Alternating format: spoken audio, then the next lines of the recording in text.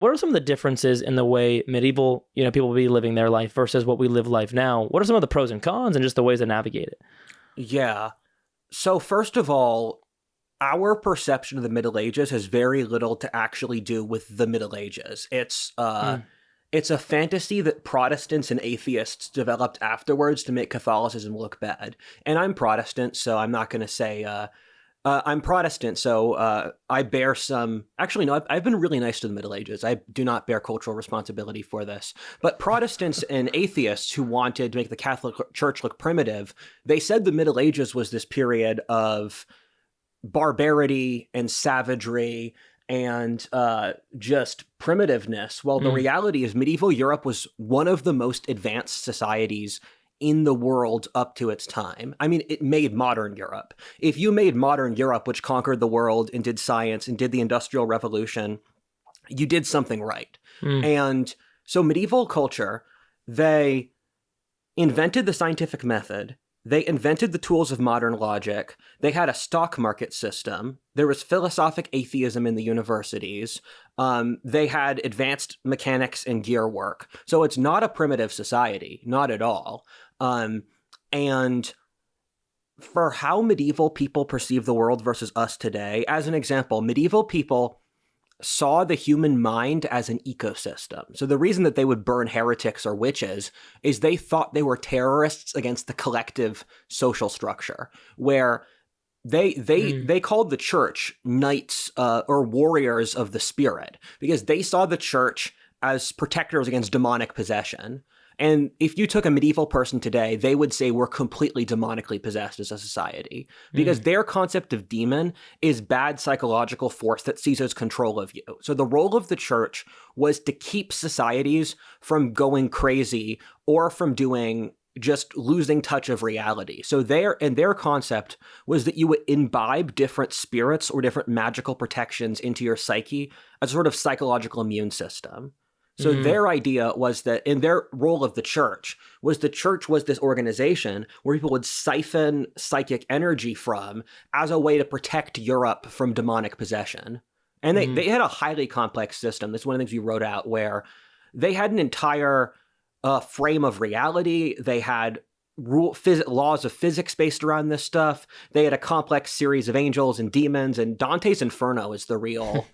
Dante's Inferno is the real example of that. It's the culmination of that entire culture.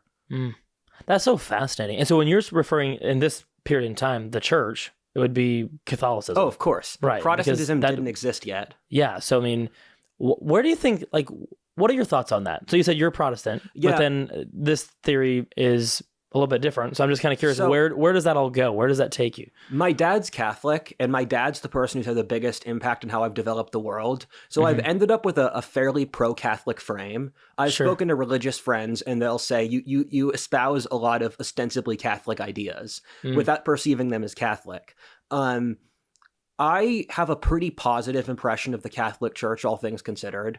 I think they've been done dirty by history, but if an organization can last for over 2,000 years and not degenerate into complete moral corruption, they did something right. And also, the Catholic Church was responsible for the creation of modern science and modern logic, where the Reddit atheists don't understand that modern science is dependent on Christianity, and that the founders of modern science were mostly monks. Roger Bacon, William of Ockham, all of the founders of the scientific method, all those things, they were Catholic monks in the Middle Ages. The other thing as well, Thomas Aquinas, he got the laws of physics from alchemy. And so there's not this distinction between science and religion. They operate in two different spheres, but they've been marketed as if they're fundamentally at odds. Why do you think that is? So the reason people don't think science and religion should work together is that the church and secular authorities took on oppositional attitudes towards each other due to their shared self-interests, where partly it's that you got very literal interpretations of the Bible due to the Protestant Reformation, where the fathers of the Catholic Church said you should read the book of Genesis, which has all the the more it has more of the symbolic. It has more stuff like Noah bringing all the world's animals onto an ark, or God making the world in 7 days.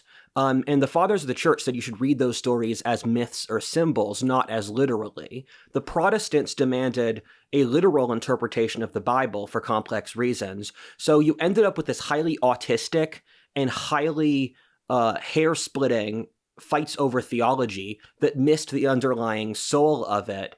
And there was a huge intellectual shift, which I discovered, that occurred in the 17th century, that split science, religion, and all those different things. And it's called the Descartes-Spinoza-Kant axis. What is that? So Descartes-Spinoza-Kant axis is that you should not look at physical reality, or it's complicated to articulate, where all of those thinkers agree that you should use rational principles like mathematics to understand the world.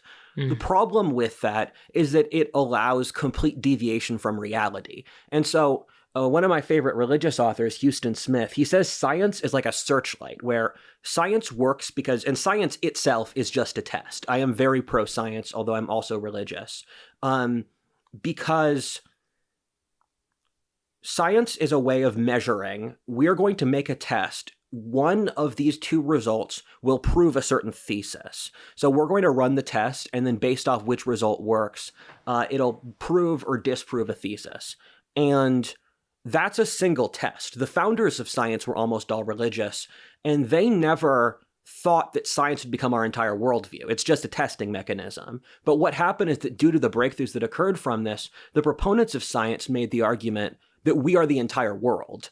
And they never really articulated why that was the case. It was just assumed as true, that all true information comes from science. But I don't think you can shove reality through one testing mechanism. I just don't think that's how the human condition exists.